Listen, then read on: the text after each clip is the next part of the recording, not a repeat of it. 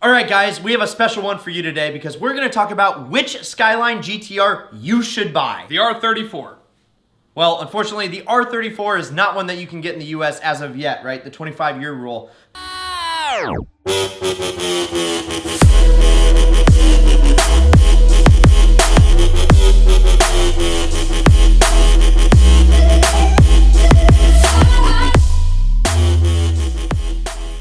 In fact, we had this exact same decision just a couple of months ago because we were deciding whether we should get a GTR or an R8 for our upcoming road trip. We went with the R8 because we think it's a little more exotic.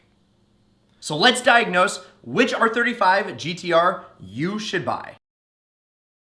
So today, we're not talking about the R32 or the R33s, which you can buy here in the States. Right. We're talking about the R35. Right, and in 2008, Audi had the R8 that had just come out. Also, Porsche was killing it with the turbo, and Nissan thought that they could build something to fit right in the middle of all that and cause some chaos. In 2008, Nissan started selling the R35 GTR as a 2009 model, and this thing was blisteringly fast. It did a 729 around the Nürburgring. And that is when it identified itself as a killer to those Audis and Porsches. And before we dig into all the model years, let's talk a little bit about driving experience. Now, Brad and I have both had the pleasure of driving an R35 GTR, but neither of us have ever actually owned one. And we should at some point. So let's talk about the guts of this R35 GTR. It has 480 horsepower, 430 foot-pounds of torque coming from a 3.8 liter twin turbo motor. It has dual clutch transmission with a 6-speed, and it is all-wheel drive. Now 0 to 60 comes in just under 3.8 seconds, and it almost hits 200 miles per hour, which is pretty impressive considering the fact it weighs a little over 3,800 pounds. Now some say that driving one of these is more like playing a racing simulator than it is actually being on the track. But the reality is all that goes right out the window the second you put your foot down. Yeah, and on top of that, like, it has scared Ferrari, Porsche, and Audi fanboys because this car has left them scratching their head as to how they can compete with it. And the visceral acceleration of this R35 GTR, the only time it actually stops from going forward faster than you can think is when you switch gears.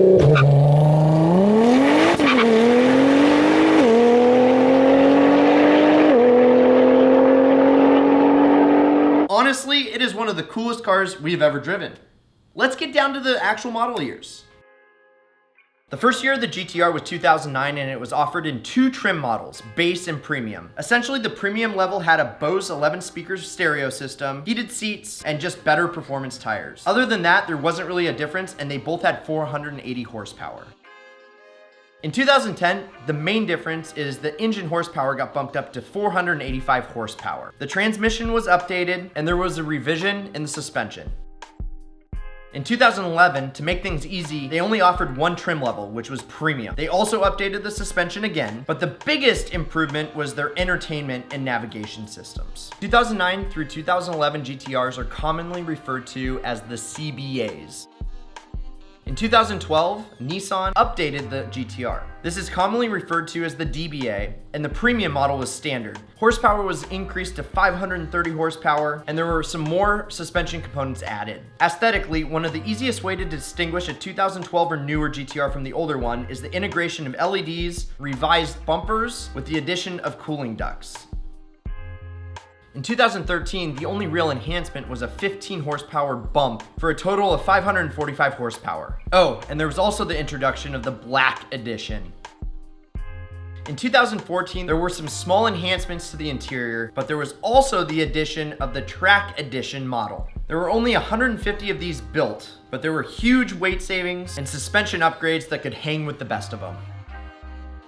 In 2015, Nissan redesigned the headlights and taillights and kept the Track Edition. But because this current GTR look was coming to an end, they came out with the ultimate GTR, the Nismo Edition. This car can put out 600 horsepower and 481 foot-pounds of torque. It didn't look the same as previous GTRs, with new bumpers, side skirts, rear bumpers, wings, to create the perfect handling GTR.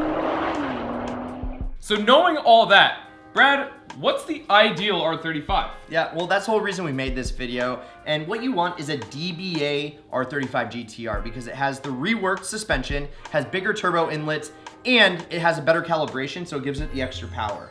If you really want to get the right one, it's going to be a 12 or 13 R35 GTR. Any color will do. It's kind of at the bottom of the depreciation curve, and so you could drive that thing for 6 to 12 months and really not lose your ass on it, Trav. Here's the kicker. If you want to modify your car heavily, go 09 through 11, which is the CBA. It's the first couple of years. If you're going to add bunch of suspension modifications, a bunch of turbo modifications, I don't know, that's what he does. But if you're gonna do all that stuff and really hop it up, then get a 09 through 11, because that transmission isn't as reliable as the newer ones. But at the same time, if you're gonna rework the transmission and add all that horsepower, that's a moot point. So really, it's gonna be a 12 or 13 in any color, and find one at the right price, and you'll be able to drive that thing and enjoy it. All right, so there you have it. Guys, thanks for watching. Please remember to hit the subscribe button. Tap, tap, tap-a-roo.